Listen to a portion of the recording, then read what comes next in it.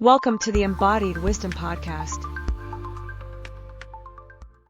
What I want to start getting into is interviewing other healers.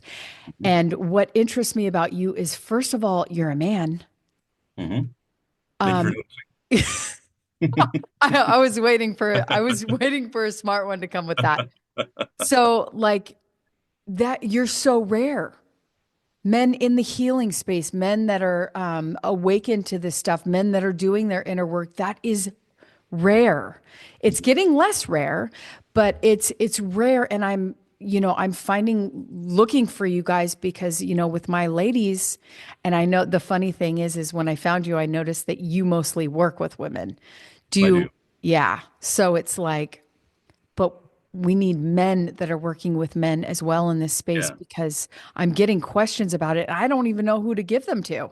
Sure. I do work with men. And I've actually it's really interesting because I did some work here. I was assisting at a retreat a few weeks ago, and what emerged out of that, I was assisting at it. I wasn't really a participant, but what emerged from me is a very clear path of a way that I can support men. And so I'm really starting to lean into that, and it's way too early for me to talk about it, but really developing my own view of how I would want to do that and how to go about that. I do get asked, there are men who want to work with me, but the things that they tend to want or that they're asking me for are things that at this point I'm not comfortable teaching them. Uh, Or frankly, I don't know how to teach it.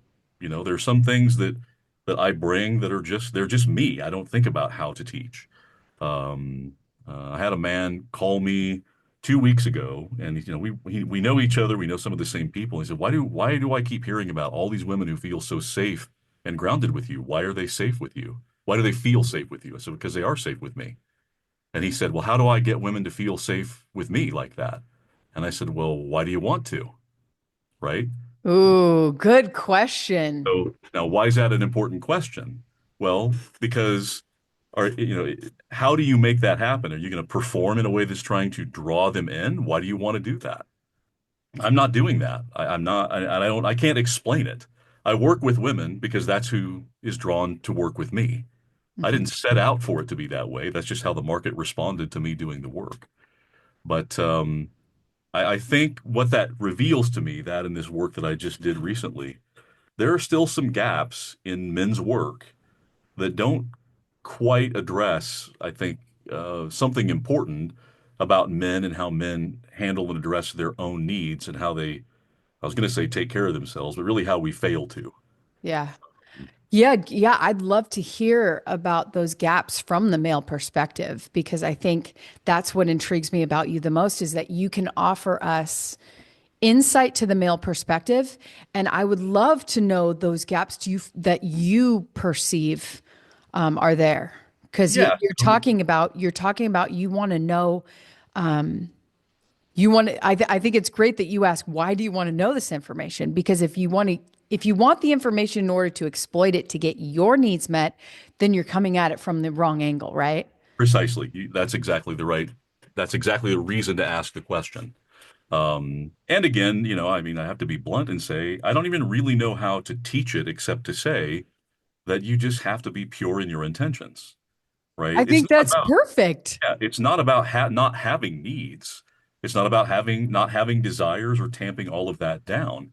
There's all this work in the No More Mr. Nice Guy movement, which I'm a fan of, and there's a lot of it is really good and really close to it, but it just comes down to knowing who you are, knowing what you want, and being able to speak it, right? A safe man, to me, and this would be maybe asking you, but I feel like a safe man is not one who is not interested in you. It's one who's not afraid to say he is, right? You are going to know if you are sitting at a table with a man who has a sexual desire for you, and he's not expressing any of that desire, and he's, I don't know, being nice, and he's buying dinner, and he's trying to like be emotionally close.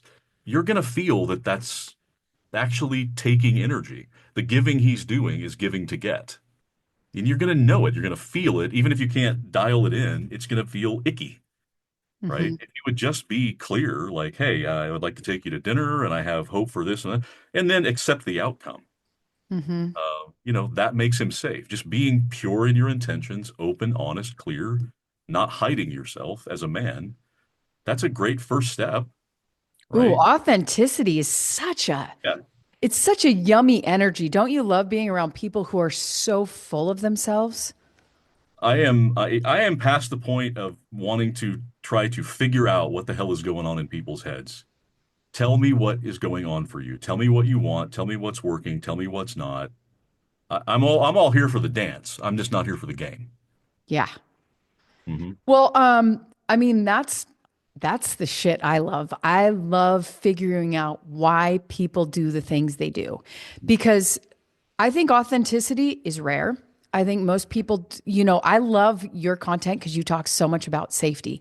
I don't feel like most people feel safe being their authentic self. And I think that's why they've learned all these different masks that they get to put on in order to protect themselves. And they don't even realize they're doing it. Right. So Yes. when you talk about these gaps that men have, other than their intentions and really getting clear on that, what do you think? What do you think those other gaps are?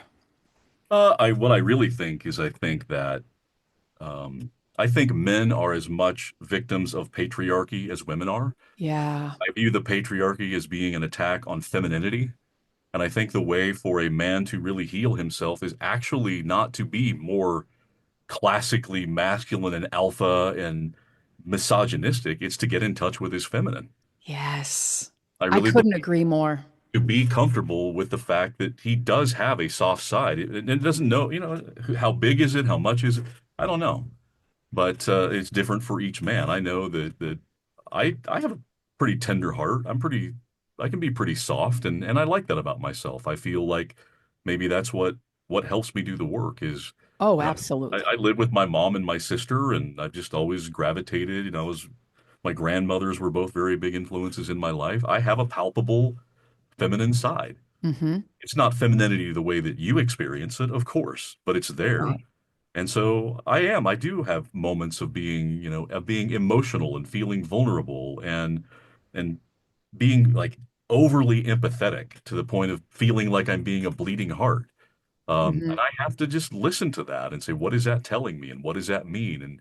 And not pretend that doesn't exist because again, that's not authentic. So, a man with a misperception of masculinity who is denying his feminine side is actually being counterproductive Mm. to what it is that he probably wants for his life. And at the very minimum, he's being performative.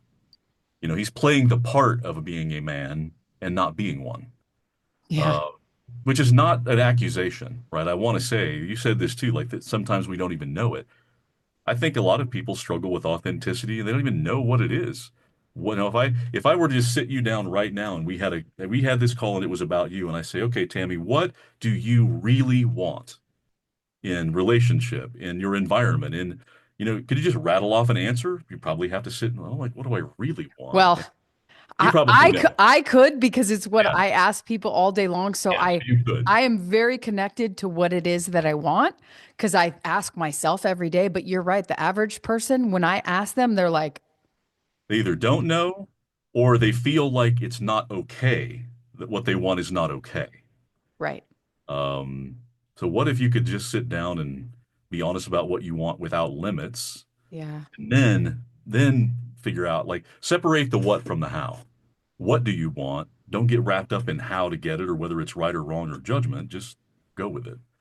So that's a kind of a long answer, but I think the short answer is what I said. I just think men actually need to be more connected with their feminine so that they can be more authentically masculine. Yeah. Couldn't agree more. Mhm. And going into that, see, I want to know more about what your story, like, I want to know your story. What led you to this? Like, give me Huh. the deets. I don't even know if I can put together a cogent story. In a way, what I'm doing now sort of retcons my whole life. Like I said before, I followed my curiosity.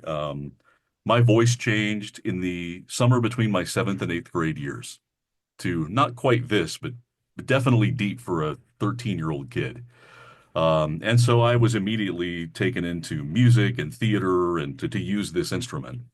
And I went all through high school in that. I went to college to study music and theater.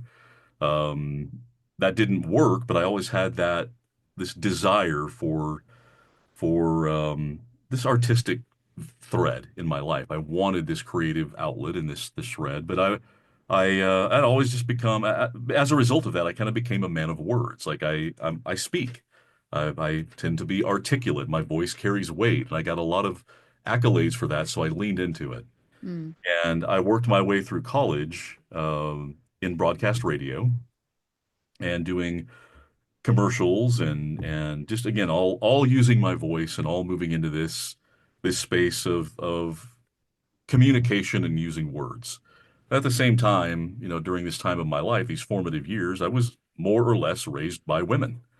I lived my life with I had a maternal grandmother who had severe depression, but that was before it was really diagnosed or treated.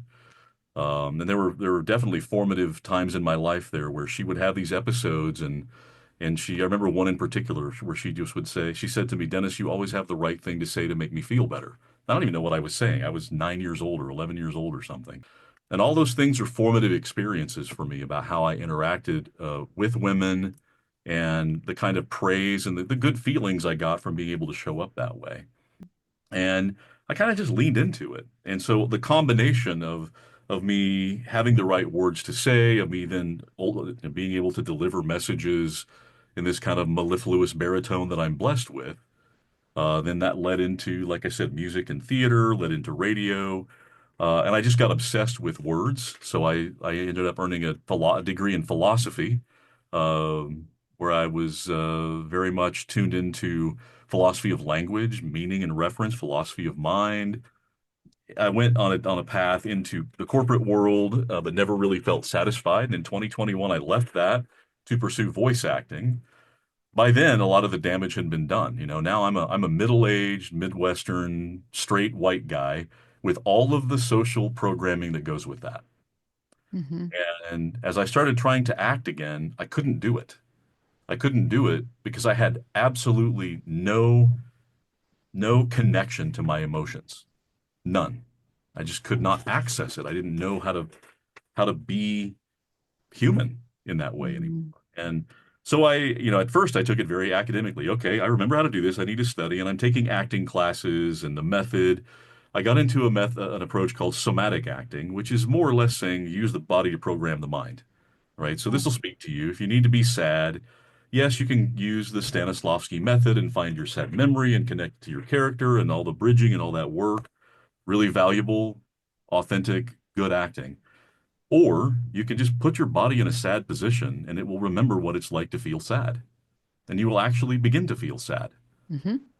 So that started reconnecting me and realizing, yeah, that my disconnection from my emotions was a disconnection from my body, which led me to then study the Alexander technique, which is an embodiment method in acting. I then hired a somatic therapist myself, saying, okay, now things are starting to open up and I'm feeling some things, and now I don't know what to do with it. All of that led me into the study of Tantra, because it's very connected. Again, it's all embodiment work. It's all about becoming your whole self. And then I went to a retreat, a Tantra retreat, and it just all coalesced and I went, this is the deal. I'm just disconnected from my body. But if I'm not, if I just accept all of these gifts that I've always had, I have something to offer here. And I was surrounded at this retreat by people who were encouraging to me, and the facilitators afterwards said, "Yeah, you bring something. Like you really should think about this and maybe look into this." So I just started studying, and it just so that is kind of the abridged version is I've just learned to get reacquainted with my own self in a holistic, embodied way. I just realized that this is the way to live, and I want to Mm. help other people do that. And as I started doing the work, really putting myself out there to start working with people in this way during my studies, particularly doing during some of my practice coaching and the things I was doing, it was women who were gravitating towards me. So I just embraced that, which is why I work with women, and here we are. Um, Beautiful. does that answer this? Gosh. I feel like Yes. Yeah, yeah. that was a beautiful flow. It's I always love when we follow our curiosity or our desire, for me, that's the same thing. Mhm. But it's like it always like leads us where we need to go and to our purpose work. Like for you, the same with me. It was like my own journey of healing that opened it up to be like, no, this is what I get to give the world. Like Mhm. everyone needs this. Yeah, And that is so men, when I have worked with men, it is that wall of we can't even, if you think about the emotions, like I can't even get them to plug in to the light socket to connect with them. When I right, say go, no, go into them, they're like, I can't even, where's that little light socket hole? We can't get it in. And so you said it so beautifully that you couldn't even connect to your emotions. And I think that is exactly what the system is designed to do, is to keep you from accessing that. It's like that disconnect between, oh, my right, logical mind and my body. So let's go into Tantra, because I know enough about Tantra to have this conversation, but right, not nearly as much as I want. And I love that connection because when I do my healing work, we go into the body. right. So Mhm. talk to me about how that really helped you connect to your emotions, and what specific part about it do you find is like gives your clients and yourself the most like breakthrough transformation? Sure. I can speak to a couple of things there. So there's there's the esoteric tantra, which is the multi-thousand year old philosophy, and beautiful and rich, and really gets into like the chakra system. Yeah. Some people can bristle at, and then like it's woo woo or mysticism, and there is mysticism in there. Full disclosure, I'm not particularly a person who leans into mysticism. Oh, really? Not really. Um, not because I don't believe things, but because I'm just not connected to it. But I am around people who are, and I respect it. The chakra system is a little bit different for me because I don't see it as mysticism. I see it as a way of understanding and describing the nervous system before we had the science. Uh, If you think about, for example, the third chakra, which is the solar plexus, right here in the center of your body, right here in your stomach. When you when you have issues of, say, you're feeling powerlessness, you're feeling shame, guilt, you're feeling issues of trust, that knots in your stomach, right? That yeah. phrase, trust your gut. It does show up there, and it showed up there before we could measure anything scientifically about what the contractions that are happening there. Now we can. So the chakra system is useful and valuable, and because I think it's described what was actually happening, and the science is backing it up. So that is still very much in play for me. I use that as a way to help identify where there are problems and how energy moves, and so that's part of it. And in tantric body work, in the laying on of hands, it is finding those energetic places in the body. In the somatic work, I don't know if your work is online or in person or a little of both, but I've Online. I've done both, and in online we'll identify where do you have pain, numbness, tingling, and we'll go into talking about what that what we'll unpack that, what is coming out in that sensation. Tantra, it does that, um, but it does it with some specific tools. So Tantra, what we think about as Tantra in the West is more Neo Tantra, um, which just means that it doesn't really get in necessarily bring all of the esoteric mystical philosophy with Uh, it. It's just a new way of looking at it that's applied or works in tandem with what the science tells us about the central nervous system. And Tantra, but it's always that like the main threads are the same. That the way to be embodied is to lean into breath, sound, and movement. Particularly breath, because breath is an autonomic response that we can actually hijack and take control of. mhm. Most of the others, none of the others can we do that with. But we can intentionally breathe. We can intentionally make sound. We can intentionally move. And when we're babies, we do all of that with no thought whatsoever. Even as children, you know, you fall, you get hurt, you scream, you cry, you shake it out, and you're okay. As adults, we fall, we get hurt, we hold it in, then we fall and we get hurt and we hold it in again. And then we have a bad relationship and we get hurt and we hold it in again. We don't let that energy out. And so it creates this complex PTSD, right? All of these little t traumas that build up over time that stores that Mhm. energy. So through various mechanisms of breath, sound, and movement, we can let that out. The other thing that I think is really important in the way that it shows up in the West is the apparent emphasis on sexuality. And there's definitely more emphasis on sexuality than there has been. But I think it's important that that emphasis exists because so much of what we carry in shame and guilt in the West is related to sex. Yep. And, nudity is not inherently sexual. Even our sexual organs are not inherently erotically sexual. They're just parts of us. Right. And so that comes into play too, to say, if I'm working with someone who is trying to heal in their embodied self and all of their pain, they're carrying all this pain and trauma and pressure in their genitals, and that's the one place we can never go, are they ever going to really be okay? And what can I help them with to help themselves? Um, what's available for them? How do we get that energy moving? And Tantra just brings some unique tools and approaches that can help with that. Um, and it can also be very risky and dangerous too, because, one has to acknowledge that there are going to be people who exploit that or cannot work in that space and do it in integrity. Um, Now that's an aside and we can talk about that, but assuming that everybody is on the up and up, what you're bringing forth is the opportunity for someone to feel, to be held, to be seen, to be witnessed, and to be healed as a whole person. You cannot exclude any part, any part. If you're going to help someone heal holistically and be embodied, you have to be willing to go where the pain is with them. Let them Hmm. go where the pain is. And when someone gets to the point where they don't have the bodily insecurity and like, how many you probably do know this. Do you know how many women have shame about their periods? Oh, almost everyone. Yeah. And like, what a ridiculous thing for someone to Crazy. like. It is the most beautiful thing. It's like, this is life-giving stuff that's Yeah. happening here, and I people mean, I, about I it. mean, I love that that's coming from a man because it's like, I recently there was a friend of mine's husband, and I mentioned, I have two teenage daughters. I have three daughters, but two teenage daughters, and we cycle together, right? And Right?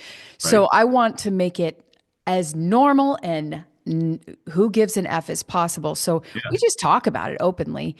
And it I was talking about that in front of my friend's husband, and he was just like, he has a daughter too, but she's only 9, and he just was like cringed out. And I was like, this is the temperature of most men Yeah. around it. So that's why we feel shame about things like sex and our Right. period and stuff. But I love that I mean, these are the reasons why women feel safe with you. They can talk about things like their period, about sexual shame. Like Mhm. sexual shame is something almost everyone has in every nationality, in every country. It's just such a shameful subject. Right. So and I imagine that I feel like a lot of people that come to Tantra to heal are healing sexual traumas from their I, I childhood. I think that's true. I mean, that has certainly been my experience. Because Uh, I believe that a lot that's the point in which it's telling you, ooh, this chakra system. Like for me, I get a lot of my activations in my root chakra, a right. lot. Yeah. When I get triggered, that's where I hold a lot of my traumas. And so I know not everyone's the same in that. You said, in the gut, but mine is almost always Yeah. in those lower three. So, with the women that you tend to attract, are you seeing common threads amongst them? I am. One of the threads I see, and again, I think this is why I attract the kind of clients that I attract, is I attract women who either have forgotten or never even knew what it felt like to be safe in the presence of a man, Yeah. particularly one. They just don't even know what it feels like. And some of the interactions I have are really just to know what that's like. Like, Mm, what does it feel like to be seen and heard and expressed? And like, what does it feel like to be able to have a conversation with a man about something like your period and have it heard, but not have it feel like you're just talking to one of the girls either, and have it mhm. respected, even celebrated. Yeah. And so that's definitely a common thread. Another common thread is women who they don't know how to behave with men themselves. They don't know like they don't know how to engage in the relationship. They don't really feel like they know how to communicate. They don't know how to ask for what they want. They don't know how to ask for help. Like because we've done a really good job in many ways of creating like opportunities for women to be empowered, to really be empowered, to live the life they want, to make their choices, and to just to live. What we haven't done is a great job of teaching men how to be with women like that, Mm, right? And you see it reverberate all throughout. Like you're a go-getter, right? You probably live in your masculine a lot of the time because like, there's shit to get done. I got to do this and this and this. uh-huh. This has to happen, and I got to make it happen. And Hmm. at some point, you probably burn out a little bit. You're like, why do I always have to be the one to make it happen? I want to soften a little bit. I want to be able to just sit back and relax and be cared for. And I think there's so many women who just don't know how to do that anymore. They So don't, true. Yes, they, that's an interesting point because for me, I didn't realize just how much masculinity I held Mhm. until I started getting into the healing work. And I didn't realize why I would attract feminine men in the ways like, I would be the aggressor. And I really had to like deal with those parts of me that wanted that control, that demanded it because of my childhood trauma. And so I think you're absolutely right. For me, I'm always looking at with my clients, it's like I'm looking to balance out their energy so that both them and their partner has an equal amount or an even flow of this masculine and feminine energy, knowing that Right. we all have both. Mhm. But I would love to hear from you. So I'm pretty sure you probably know, it seems like you know a lot about women, how, the men, you guys get a hit of testosterone every 15 minutes. But Mhm. as females, we get four different hormones on four different parts of our cycle. Mhm. Do you know anything about the lunar phase of the feminine? I do know a little bit about it. It's something that I pay attention to more in my body work than in my coaching. Okay. Um, because and I'll tell you why. That's actually intentional because I do want to know, but I also don't want to make assumptions, Oh, right? So I don't want to treat you like you are your cycle, but I care about where you're at in it and how it's impacting you, if that makes sense, right? yeah. So you know what I mean? Like you are very much in control of who you are and how you behave. I don't want to get trapped into assigning any kind of characteristic. Oh, well, it must be that you're at this point on your Yeah. cycle. So I'm Yeah. You aware don't of want to it. like go into the judgment of like, Yeah, I don't want to oh, get she wrapped must up be in in her, in she judgment must of be it. in her winter. Yeah, so I do pay attention to it. I very much pay attention to it with respect to the body work because, sexual energy is dramatically different and noticeable. Yeah. Uh, but like you get along in your life very well every day. Uh, and so I don't know. The answer is I know some of it. I'm not an expert in that, and I, Okay. I wonder sometimes if maybe I should be. It hasn't come up that I've needed to be, so I'm not. Yeah. Uh, so what's the question? What's Oh the no, that's it. If you were, because I just started getting into this, learning about how women's cycle compared to men has really helped me to understand women versus men, to know that we work in entirely different ways. Oh And yeah. it helps us to understand each other and not expect, because I feel like for a lot of men, they expect the woman to be more masculine Mhm. in their emotional state, and vice versa. Like, I've had men say to me in the past, like, you want me to be a woman. And Yeah. so we tend to like want these things from our partner that we think we want it, but we actually don't.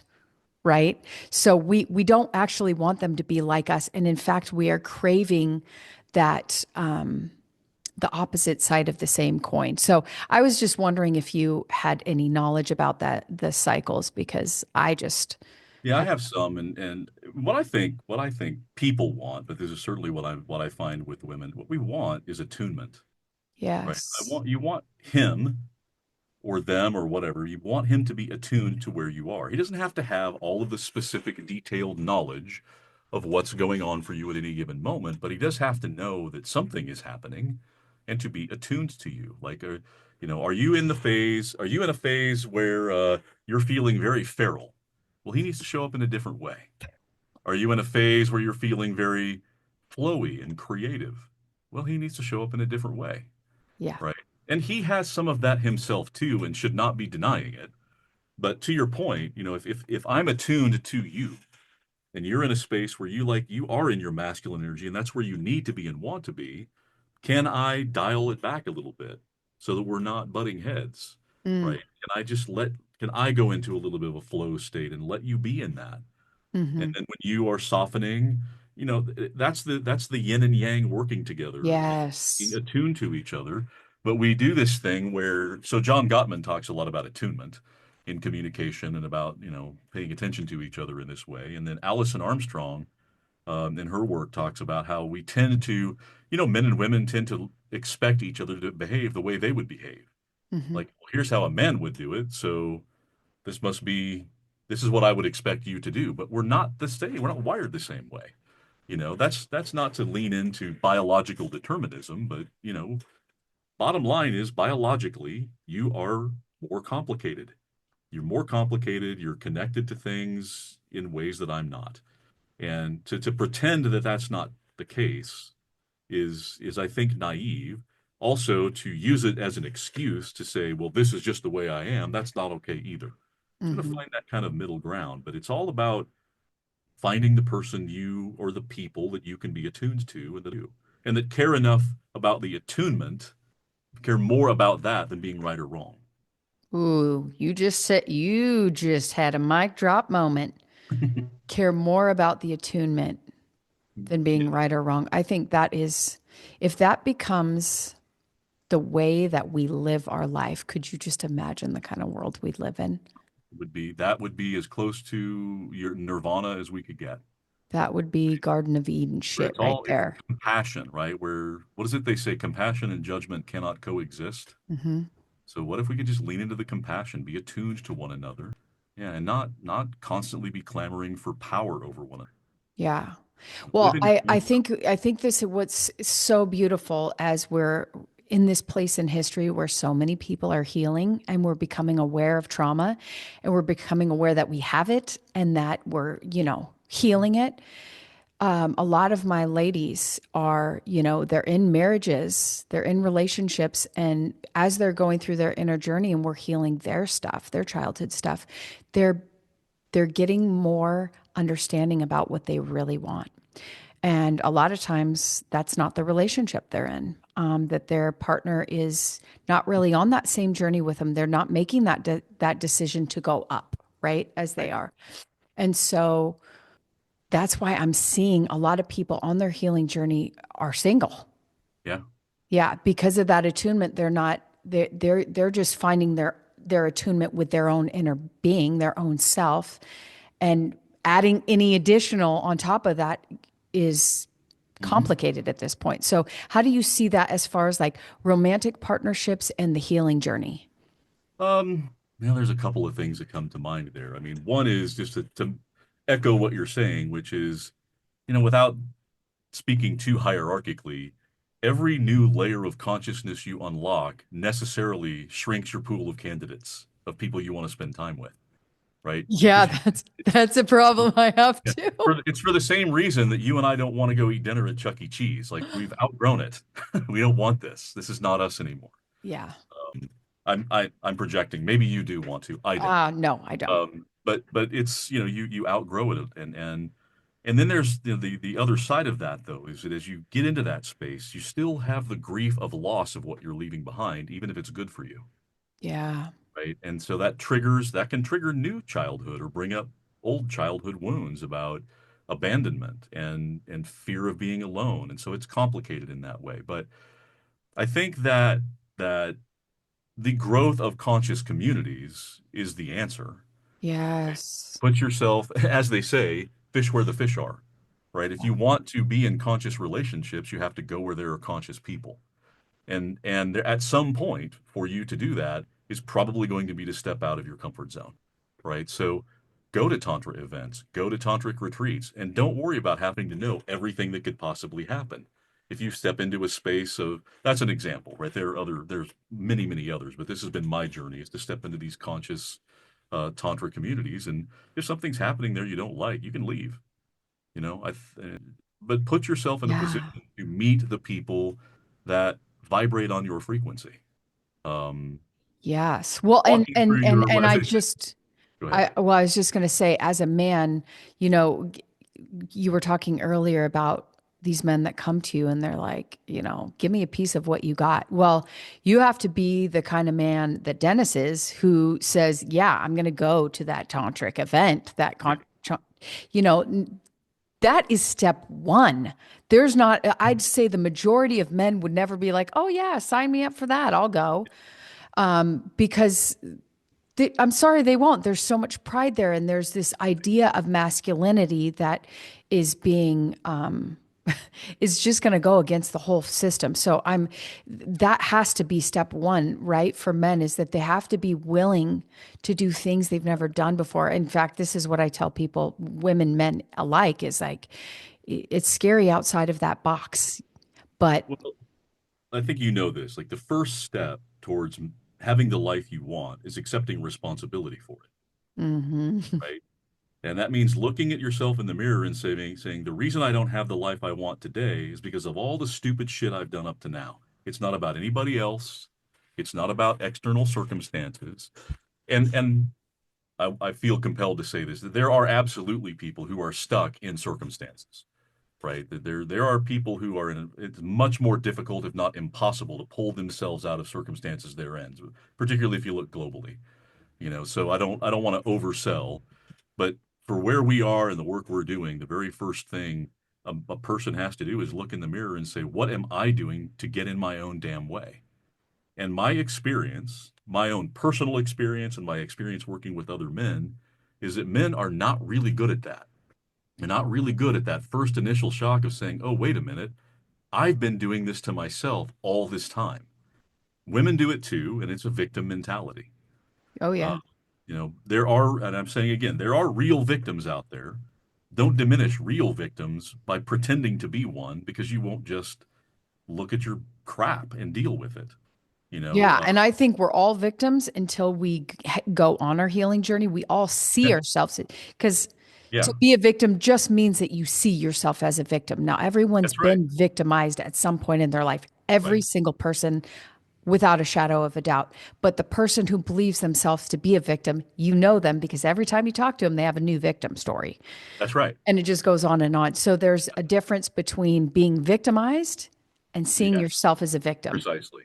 Yeah. And nobody's exempt from it. I mean, I'd be lying if I said I don't still occasionally have these Yeah. moments. What the, it happens. Yeah. And that's why, like, I need my coaches and I need my support. I mean, I think everybody needs a coach. Everybody probably needs a therapist. I mean, Yeah. uh, it's these are just the tools you have to resource yourself and help you show up as your best self. And anyway, that's the bottom line. Like in anything that's coming up in your life, what would my best self do in this situation? But first, you have to know what your best self is. So And that, true. that requires, to me, it requires that embodiment work and listening to what your body is telling you and trusting it and leaning into that. So, the other thing I think about your question about conscious relating is also having the courage to call people for. So, in my own growth journey, this isn't something that I just bootstrapped and got to on my own. I had help. I had a coach. I have a coach. I have a therapist. I have surrounded myself with people who want me to succeed, who have supported me, who don't tear me down, who let me be messy sometimes. And they're wonderful, amazing people in my life. And so, there are also people who let me get away with exactly nothing, right? Nothing at all. And I cherish them for it.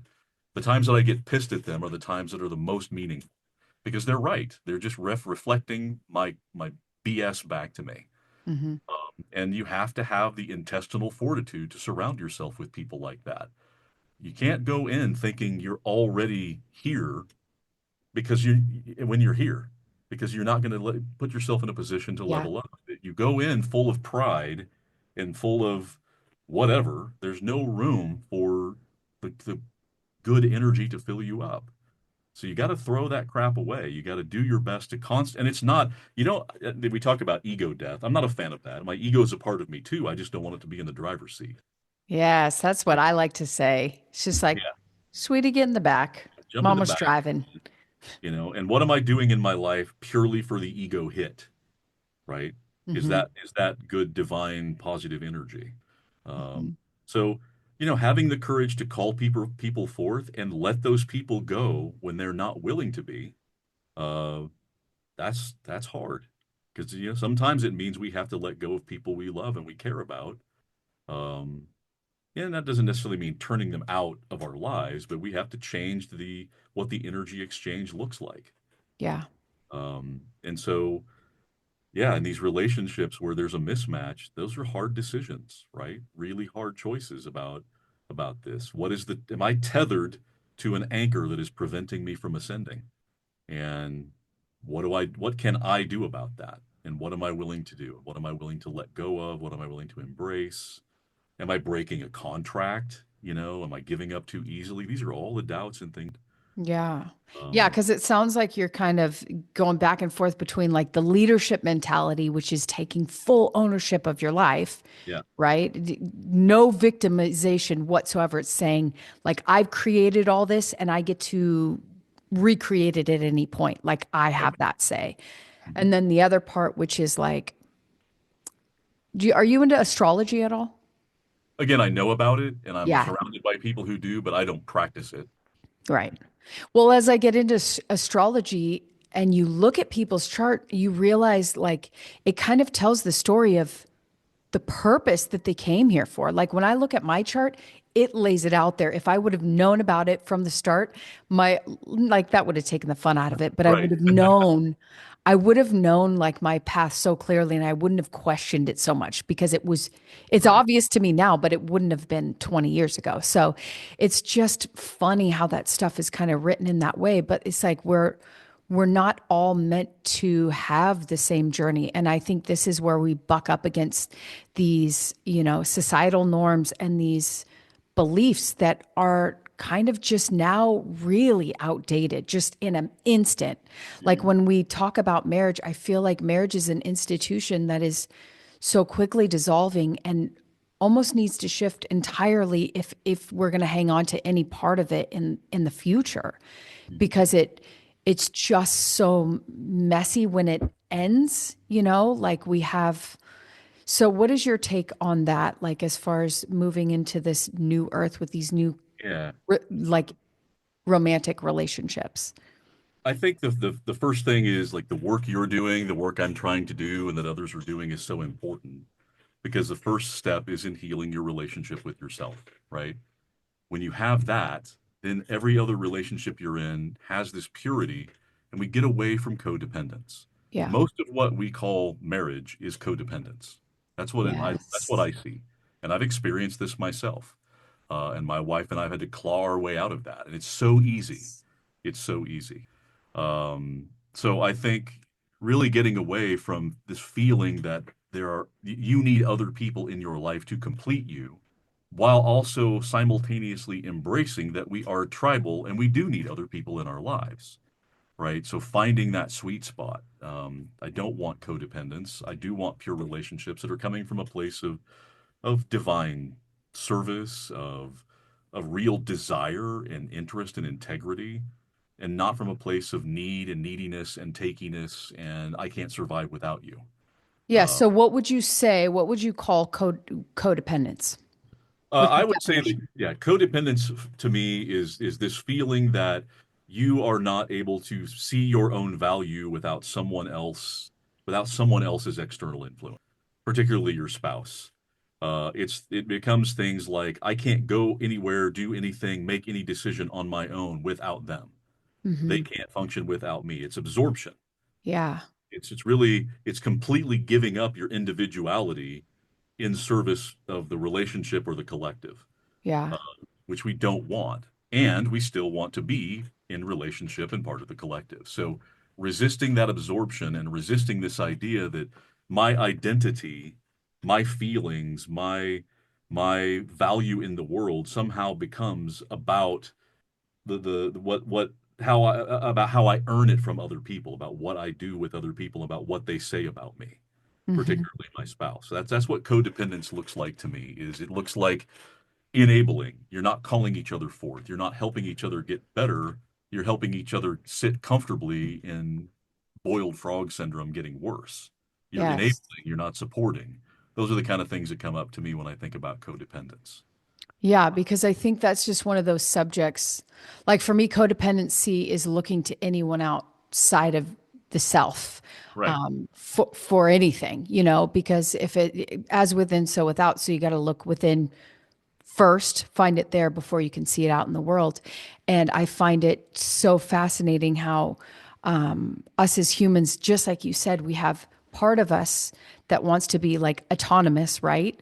And then this other part of us that deeply longs for intimacy, right? And so, at least with me personally, I've always had this tug on these two different parts of myself that seem to be like split right down the middle, where I'm going, oh, I want to be like free. And then this other part of me that's like, no, I need all like, so and then I see that out pictured with my clients too, because of course I'm attracting myself everywhere. So it's like these, like you said, this fine line. It's not, sometimes it's just so subtle, that in between. It's not just like this black and white thing. It's just this dance, really. Yeah. Yeah, it's that this received view that freedom and security are on one continuum. That to have more of one, you necessarily have less of the other. Yes. And I don't know. I'm starting to see a trend, and I'm feeling this way too. That it doesn't have to be that way. We can have both. We can have freedom and security at the same time. We don't have to choose one or the other. But it requires us, I think, to be engaged with other people who want that too. Yeah. I think Right. that's the big piece, right? Hmm. Yeah. And and if Yeah. we have beliefs that are in the way, we're probably not going to find those people. Yeah. If we're limiting ourselves, or if again, if we're tethered to old ways of thinking, or old ways of relating, I mean, it's not even like in our lifetime. Well, certainly in my lifetime, what is mid 70s or something before women could even open a bank account without a man? It's crazy. Like it was designed for a level of dependence that is not necessary and frankly not desired. Yeah. And it just creates marriage becomes this institution that's really great for the economy, right? But it's not necessarily great for human relating.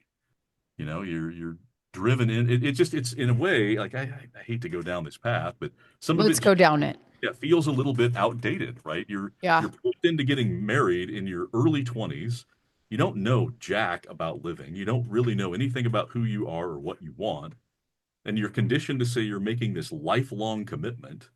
You don't even know what you're doing. We have no idea what we're doing when we go into something like that. And then we get enmeshed and entangled financially, socially. We get, emotionally codependent. And now it's impossible to extract. It's also really expensive, and lots of people get paid, right? So the wedding industry and the divorce industry are So big industries, true. right? So So true. it's all just whether it's intentionally designed this way by somebody or not, it just doesn't serve human relating in the same way. Yeah. Um, So true. And yeah, like I don't know if you grew up in religion, but I very much did. And I was in it for a long time, all the way in it. And so it was just like, hey, you don't have sex outside of marriage. yeah, So guess what? All my friends, all my church friends got married really young to be because they would just wanted to have sex. right, right, And then they're with these people and they're like, oh, they weren't a match. And right. so there was this mass divorce. And it's like, I tell my kids this, I'm like, please don't even consider marriage until at least 25, because at least you'll have all the upper faculties of mind.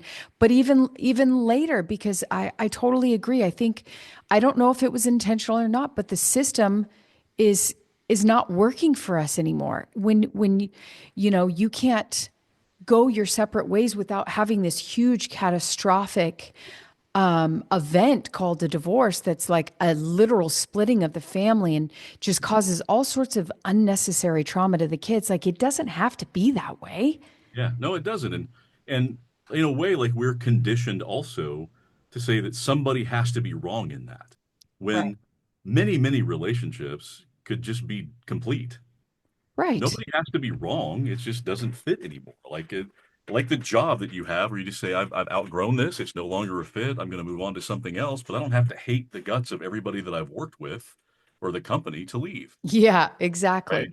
So it doesn't have to be ugly, but we're conditioned to feel like, well, if it's not working, it's because something is wrong. It can't be me that's wrong, so they must be a jerk. And we Yes. spin up all this ugliness, and then it becomes a power game. And now we're back to, instead of being attuned, we're worried about being right. Hmm. And then we have all this collateral damage of kids and friends and people around us. The more mature thing would just be to say, yeah, this just isn't working. Hmm. It's just not working, and shake hands and part as friends and move on with your lives. I mean, that's oversimplifying it too, but I just think we yeah, it becomes about everything. I personally don't think that's oversimplified. I think the part where it gets really messy is when money comes into it, because Yeah, then we have this idea that, oh, now I'm out this money, right? That was mine and now it's not mine anymore. And that's because of you. yeah, So that's a big part of it too. Yeah. yeah. So, Yeah, those things are all there, and we talk about all like conscious relating and love is infinite and all that is true. But time and money are not. They're scarce resources, and there can be a feeling of competing for those things, right? Time in particular, completely non-renewable. and yet physics tells us there's no such thing as time. Right. Yeah. It's fictitious, and there's no such thing as money really, Yeah. No, that's except made this up. idea in our head, right? It's this imaginary stuff that goes from place to place that we see the numbers change on the screen, and oh, Yeah. and then Money has value because we say it does. If we all yeah, just stopped saying it was valuable, it wouldn't be valuable anymore. right. Um, Didn't we used to trade like shells and yeah. rocks and But time, food? we live in the 3D world, and time is definitely a construct. Yeah. Nevertheless, um, we have to live as if only the present moment exists because that's all there is. Um, Oh, Dennis, we could go on for hours and hours we down could, little yeah, rabbit holes, maybe we will in couldn't the we? future. I would look forward to that. I love this Yeah. conversation. Yeah. Okay, good. Maybe we'll have another Because one. you're asking me like I haven't been able to ask you many questions. So this is me. This is actually me growing. Oh. It's actually a little bit difficult for me to take questions and answer them. I've gotten much better at it because usually You, I like to be. I don't find that to be true at all, Dennis. But I had a sneaky suspicion when we were texting before, and you were saying, like, what are you going to ask me about? And I Yeah. was like, I'm gonna get him, because I could tell you're an analyzer. Mhm. I know Yeah. people like the back of my hand. I was like, okay, this is an analyzer. This is going to be a great conversation because you are my polar opposite. And so I knew you were just going to flow, but I had to get you out of your logical mind and thinking that you weren't going to No, have you the did. answers when I asked them. No, I didn't. I didn't sit down and prepare anything. I'm just like, okay, well, she's gonna get what she's gonna get. I don't know what that'll be. We'll just. I didn't want you to prepare anything. No, Uh, I appreciate that. because I think the pure answers come from the subconscious mind, right? Not the conscious mind. Yeah. And I knew that I could access that because once I got you in your flow using that gift, your throat chakra, we Yeah. were just going to rock and roll. You ask great questions. I love it. And it's actually surprising to me that you said this is the first interview style that you've done for the podcast, but you must have done it before. I've done lots of yeah, I've done different summits where I interviewed people, and I wouldn't say that I started out real great, but what I learned about me, because I'm a very right brain creative, is that I want to follow my curiosity. Like, I want to just ask questions that come up. I don't want to have the script that says, because I did have some stuff written down that I loved about your content. I went through your content and like found stuff I loved. You talk a lot about trust. You talk about like embodied trust. And I thought, and safety, that came up naturally in what you were saying, but I didn't find that that's where I really wanted to lead the conversation, because you said so many interesting things that I was like, ooh, I need that. So now I allow myself to go where I want to go in the conversation. My natural, like, ooh, tell me about this, tell me about that, versus here is my next question to Right. answer, Now, you this know? is, and again, like you're coming at it from a place of authenticity, which I appreciate, and that's all I ever want to bring. The more I lean into my work and my purpose and what I'm doing, uh, the less I really want to worry about managing anything. I just want to show up. Be Flow real. is so delicious. It's just Yeah, like, oh, I don't even have to like worry. I'm just like trusting this, like the yeah. trust is like, It because is. It's that you're oh, I that's a really big part of my personality is control. You know, it's how I survived my childhood. It was control, control. And when I learn to just like trust and allow, it just is, I get swept away in this it's a beautiful thing. energy. You know, the Yeah. walls that we put up to protect ourselves also keep out a lot of beautiful things, right? The same vulnerable opening that you have to show that you show to have relationships lets in so many other beautiful things. Like, you know, you just it's getting in touch with what is your protective mechanism? Why are you hypervigilant? What are you protecting yourself from? And going to that inner child and saying, "Thank you for protecting me, right? But I don't need you to do this anymore. I've got Yeah. it. And you're protecting me now from things that I actually want. Yep. You're seeing threat that's not a threat. Like not every berry is poisonous." Or whatever, you know, however you look at it that way. But like it's the same. It's just like you talked about, two sides of the same coin. Like I don't want to shut out beauty. If I'm going to let beauty in, I have to open up this raw space that could be exploited. Yeah. It could. I might get hurt. And so a lot of what I do is helping someone assess when it's worth the risk. Huh. Yeah, that must be your strong left side brain. Because for me, in my healing work, what I do is I help them find the patterns, and then we're looking at where those emotions came from in their childhood. Mhm. Because if we're not dealing with the first 5 years, then I'm just doing like surface level work. Right, So right, for me, we're excavating, we're getting to the very root cause, and we're gonna just go and find that seed, which for me, I'm looking for the belief, and then I'm extracting the pain held in the body, which is what you do. You just do straight body work. And uh, I combine for the what I do because it's online, I I have a combination of all of them. Like sometimes it is the body, they're literally pulling the color of a emotion out, right. but I'm not there to like, Yeah, that's my somatic training, and that comes up sometimes, but it hasn't uh-huh. come up as much in the online coaching, and so it has been more about the hands-on work. So it's I have some skills there, and that's actually exactly the kind of therapy that I received myself was online, kind of what you're describing, and it helped me get it. It helped me get it a pattern. I'll share a vulnerable pattern that still comes up for me, which is this double bind that I put myself in, where sometimes I feel like I'm always having to earn attention, Yeah. and I'm tired of it, and I don't want to do that, and it irritates me. But then when I get attention that I don't feel like I've earned, I don't trust it. Hmm. Right. So there's a pattern that came from my childhood that emerged that I still have to be aware of because it still shows up. When I'm Yeah. under resourced, when I'm not feeling 100%, I'm not my best self, that shows up. And the way that manifests is then I will start, I will push myself to the point of burnout. Yeah. Uh, just, and it's that earn, prove something. I have to Yeah. prove I'm not enough without. it's that that's my version of I'm not enough. Yeah. Still shows up for me, but that was one of the significant childhood wounds that came out of my work working with someone who does what you do. Yeah. Uh, and it's what led me to want to lean more into that and say, oh, I understand something here. I do want to bring that to bear as part of the work, but it's part of it for me. It's not the Yeah, because you're very that's what I love about your like logic side. You don't get into the woo. I'm all the way up in the clouds. and I have an You know what I'm appreciation saying? for it. I have such an appreciation for the woo. I mean, that's one of the things I love about working with women is it's really an honor to be in the presence of that, to be in the presence Yeah. of a connection you have to the universe that I don't believe I can ever have. Women to me are literally portals to creation in a way that I can never be, Yeah.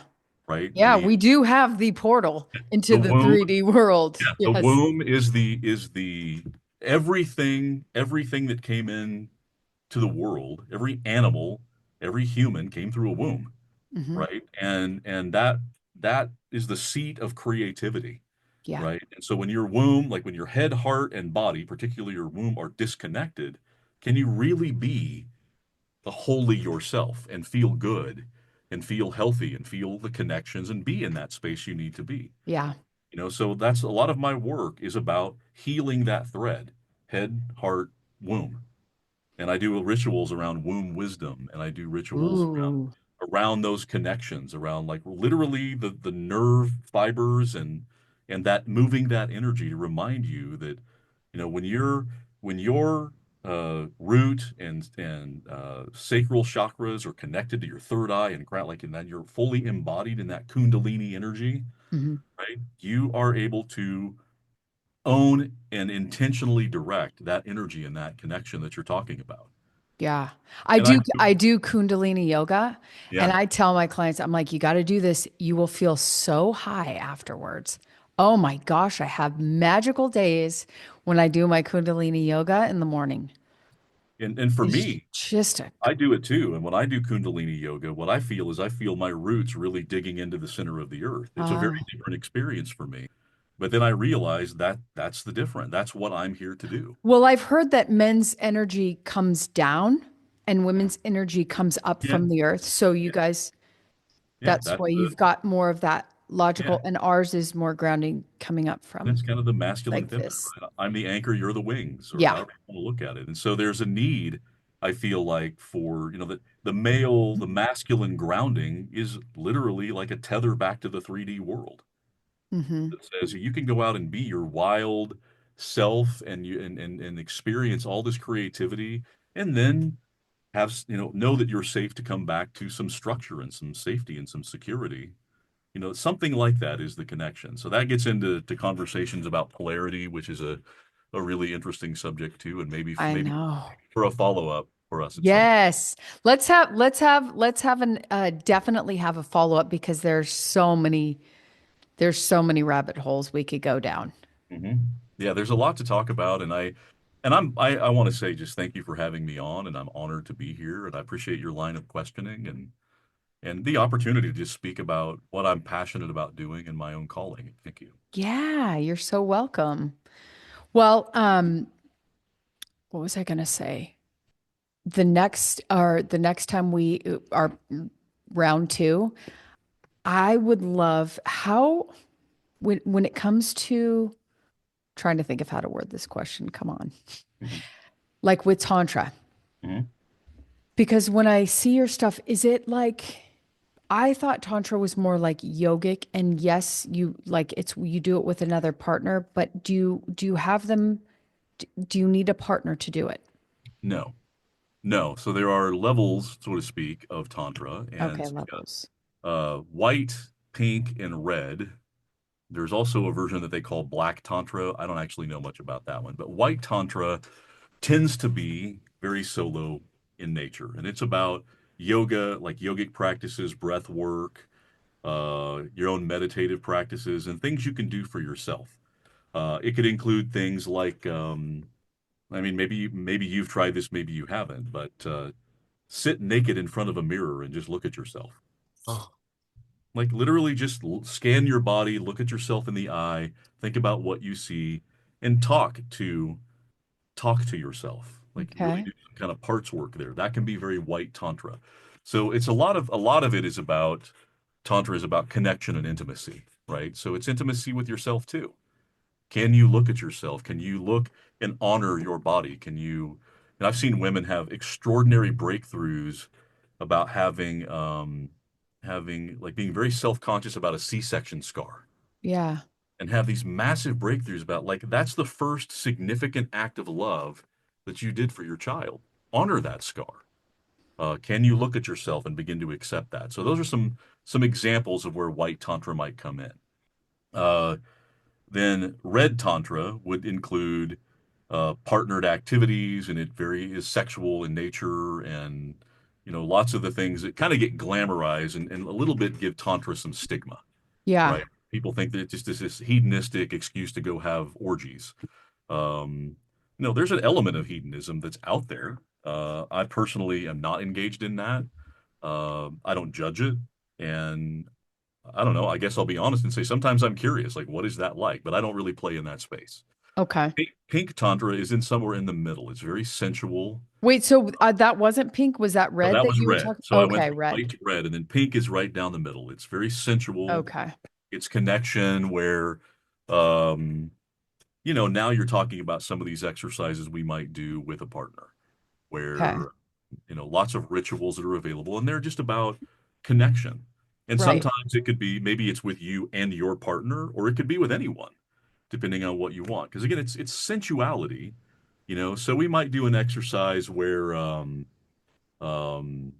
I don't know, maybe it's an exercise where you lean against me and I'm just holding you and like stroking your hair and like what does it feel like? We don't even really know each other. How does it feel to you? And can you handle that? And if not, and Mm. maybe then that's an opportunity for you to speak some boundaries like am I squeezing you too hard? Or maybe it's, so there's touching, but it tends to not be sexualized. It's sensual and it's very loving, light. And that's pink. That's pink. Okay. So most of where I do my work and where I tend to operate is in the pink space. It's about Okay. connection, it's about interconnectivity, and then I do a lot of white practices on my own. I have friends who do a little bit of both. And like I said, the red is out there. It gets press. Um, Yeah, because that's more of what I think about. I have done a little bit of Tantra, but it was with Mind Valley. Do you know what Mind Valley is? I do know Mind Valley. I was a Yeah. member for about a year of Mind Valley. Did Yeah, you do there? I do. No, Okay. So they no, I had trained in one, it.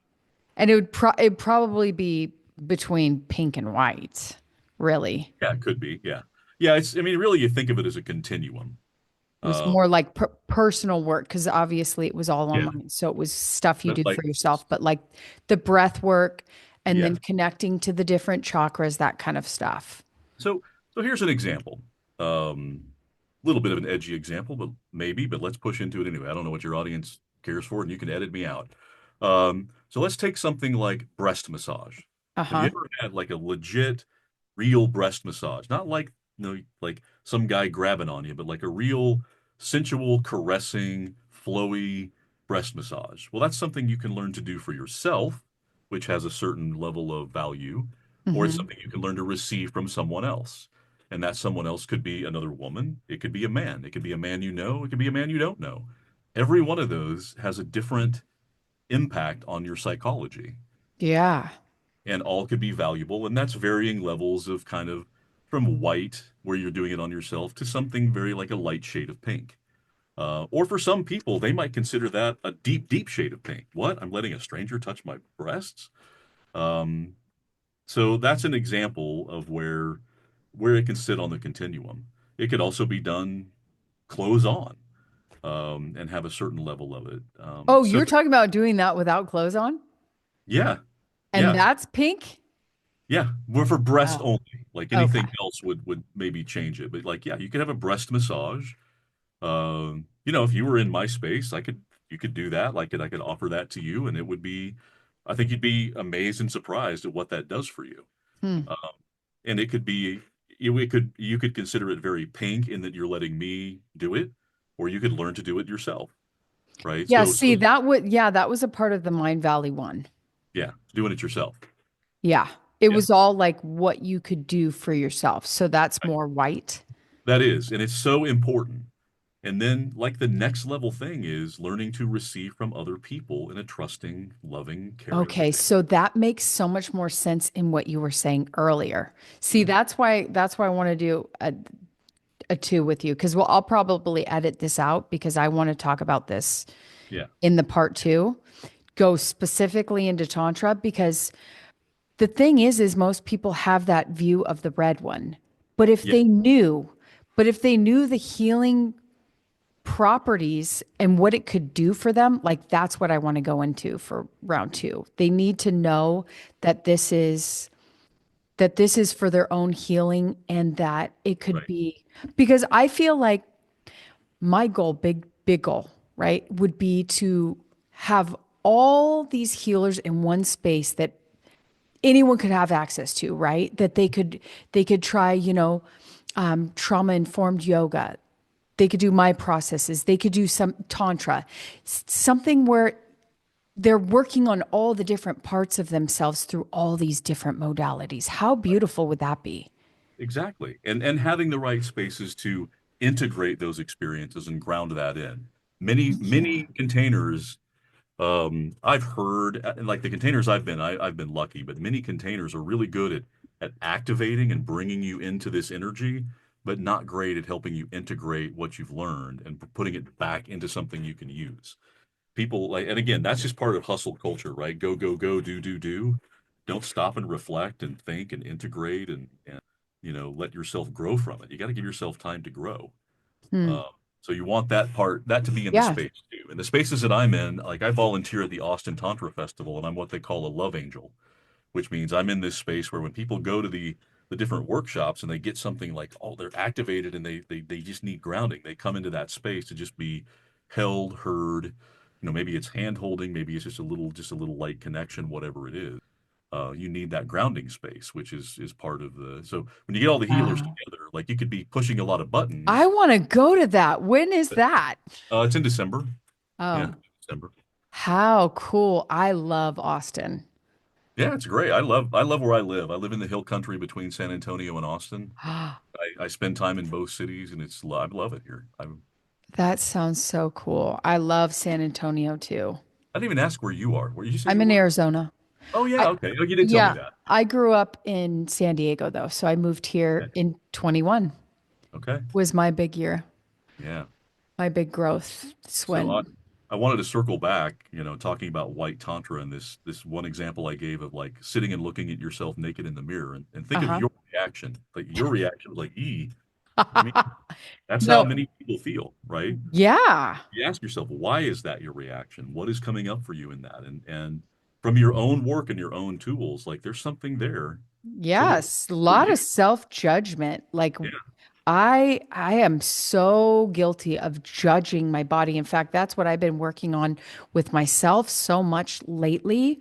It's that next layer of the onion I've really been working on is judgment of my body, my vehicle, this wonderful meat suit that has allowed me to smell, taste, touch, and feel. And I'm sitting there being so cruel to it.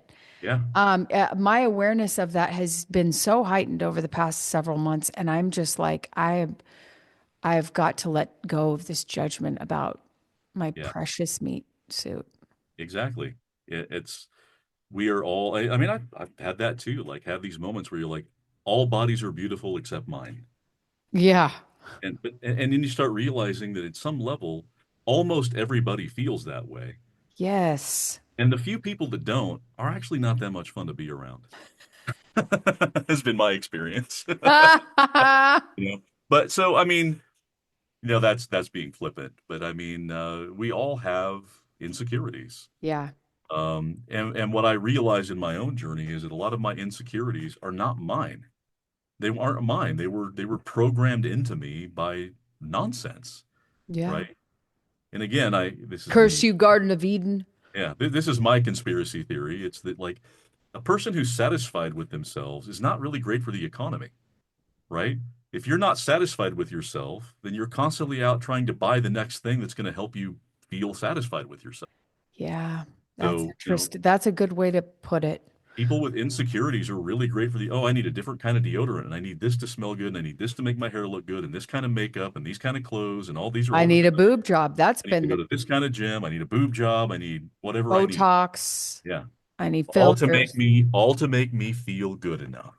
Yeah, and it's interesting enough. I can whenever I tap into the energy of these women that have had all the things, I'm like, they hate themselves still so much.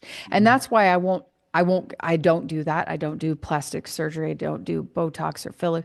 It's because of that. Is like I see them, they're not ever satisfied with it. Yeah. Then they want the butt lift, then they want the tummy tuck, then they Yeah. want this, and they have all the things and they look crazy and they still are not satisfied. So it's They're like, not happy. I'm not going to do it. If I'm going to not be satisfied still, then I'm just going to stick with what I got. I'm Yeah. going to give it my best. And that's all there is to it. But taking it to the next level, I'm going to start doing that. Like you just gave me homework and I'm doing it Yeah, take a look because and honor it. I want to go to the next layer and look even deeper. It's like, why would I judge this precious vehicle that has given me, first of all, it's brought three humans to the Yeah, planet what? and, fed them. And Yeah, it's like, why would I hate on that? yeah. It's gotten over every illness you've ever had. Yeah. Right? I mean, look what it's done. And It's, so just it's really important, I think, to honor our bodies and not feel shame about them, and some of the things it's just ridiculous too. Like some of the things that we tend to feel shame for are things that we can't do anything about anyway. And if I do feel shame, like if I feel shame because like my gut's too big, I can actually do something about that. Just go do it. yeah, Just go do it. But do it because you want to do it, not because you're trying to impress other people. right. Right. So if somebody wants Botox and they want a boob job and they really want that because it's going to give them something for themselves, I'm all for it. But don't do it to impress other people. Yeah. That's the line from Fight Club, right? We spend money we don't have to buy things we don't need to impress people we don't like. Ooh, that's a good one. Yeah, I haven't seen that movie in a long yeah. time. It's I, Actually, I haven't either, but I always I remember think my that line. kids would really like I that think one. that's right. I mean, I'm sure somebody that hears your podcast will correct me if I'm wrong, but the line is good no matter where it came from, right? So just, learn to do what you need to do for yourself. And, it's not that everybody can just screw off, but kind of they can, just, I don't, Well, I subscribe, these are just my personal beliefs, but I believe that we are eternal. I think that this isn't even close to our first lifetime. And because I subscribe to that, I have a lot lighter of a hand of like, oh, you got to get it all done here. You got to yeah, master this. I just think that I'm ever expansive. And so I, it's, yeah, I can't, I'm not in any rush to get it all done. I'm just, I appreciate that yeah, too, right? It's so easy to take so much so seriously that it's just not, right? it's Like just, you said, we're in an electrified meat suit, right? Which is both miraculous and humbling, yeah, exactly. But I right? mean, it's like the more I think about it, this is just a damn video game. It's like, Kind of. Yeah. it's the most challenging one the most challenging level I've ever been on, I'm sure. And it's like, I don't have to take it more seriously than that. I mean, I take it seriously, but not, you know? Right. Yeah. I mean, I think it behooves us to take some things seriously, but maybe not ourselves. There's, Yeah, but what is even that? What is yeah, ourselves? There's so yeah, many different facets to that it's like, which one am I? yeah, yeah, So, yeah. This clamor this clamor for self-importance, right? To be, and we're all important, we're all special, and we don't need it to be a power struggle to be more special or more this or more that. That all is that same human construct, right? What's the humbling phrase is just remember you're unique like everybody else. that one's good. Just remember, you're unique like everybody else. Yeah. It's kind of like how we're all equal, but energetically we're not equal, No. right? Because there's this a hierarchy in energy, right? There's that is just it's just a thing. It's just a freaking Yeah. thing. So yes, we're all equal as in we all have the ability to be so much greater, but we're not all going to be. We all have equal moral value, right? Yes. Just by virtue of existence. I accept. Um, but we're all in a different spot in the race. Yes. We're all at a different spot in the race. We all have our own separate different obstacles to deal with. And like the first step in healing is what are the obstacles I'm putting in my own damn way? Stop doing that. You know, just how do we stop doing that? And it's all from a place of wounding and programming. And yeah, it's this, from an evolutionary perspective, I guess there was a time in human history when if you were cast out of the tribe, you could not survive. Yeah. So we Yep. feel a deep-seated need to belong. Hmm. Right. But now, but we don't want to belong so much that we are absorbed and our individual identity is lost. So It's It's, all that balancing. Like I need to be my individual self and I need to be part of a tribe. yep, I yep, want freedom and I want peace. I want freedom and I want security. I yep. have to find the people who want that too, and we're gonna live together in harmony. And the people who don't want that, I don't want to see them as a threat, but I sort of have to pay attention. Yeah. Oh gosh. Mhm. Thank you so much for this. This was a delicious conversation. We are going to have a part two, so please let me know when you're available for Yeah. that. So we could be not super far off from this conversation. We can piggyback on a couple of things. I definitely want to get into all the yogic stuff. I'm sorry, not yogic, Tantra the stuff. Yeah. tantra stuff. Yeah.